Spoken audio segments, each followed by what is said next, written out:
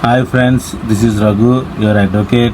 Can a court force you to celebrate a festival? Can Karwa Chauth be made legally mandatory for every woman, whether married, divorced, or widowed, or in a live-in relationship? This was the bizarre demand made in a recent bill, and the courts had a lot to say. Let's break down the curious case and also learn what powers do high courts and supreme courts really have when it comes to religious or cultural practices. What is Karwa Chauth? Karwa Chauth is a festival where married Hindu women fast and pray for the long life of their husband. It is traditional, emotional, and entirely voluntary. But guess what? A petitioner want to make it compulsory by law. Yep, for everyone, even widow and divorcees. What did the PIL want? The PIL filed by Narendra Kumar Malhotra demanded three things: make Karwa Chauth compulsory for all women, rename it to Ma Gaurav Utsav or Ma Parvati Utsav, punish anyone who stops a woman from practicing in the puja. Sounds like a Bollywood plot. Well, the court didn't find it entertaining either. High Court's response: the Punjab and Haryana High Court finally rejected the petition. Why? Because religion and faith are personal matters, not something courts can regulate. The judge imposed a token cost of rupees 1,000 and told the petitioner, "This is not our job. Go to the legislature if you want a law." Supreme Court stand. Not giving up, the petitioner knocked on the Supreme Court doors. But here is what Lordship Justice Suryakant said: "This is a frivolous and motivated PIL." The court even warned that if such petitions are filed again, exemplary actions will be taken.